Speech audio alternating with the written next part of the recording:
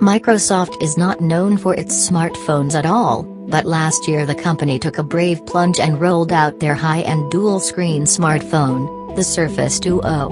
The Microsoft Surface Duo, besides the signature dual screen, also came with a customized Android experience. It's been less than a year since the Surface Duo launched, and according to reports, Microsoft is getting ready to launch an updated model, the Surface Duo 2. As per reports, the Surface Duo 2 has been under development since the second half of 2020 and is scheduled to launch by the fall of this year. However, Microsoft might change its plans, that remains to be seen. For the Surface Duo 2, besides bringing in a faster processor, better cameras and 5G support, software is expected to be the primary focus. Surface Duo reviews had all good things to say about the display, the hinge and the design, but on the software front there were plenty of issues.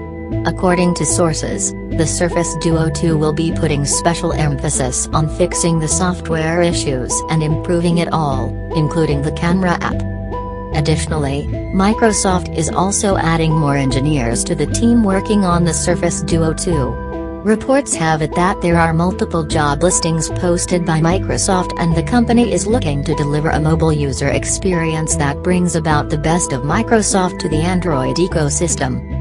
Microsoft has also been directly contributing to the development of Android, like with the Obscured Regions API that adds information about regions of the display that has been obscured by other tasks or system UI.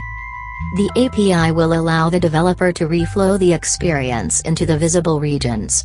For example, a launcher might animate its bottom drawer to the unobscured dart to allow the user to launch another application, Microsoft said.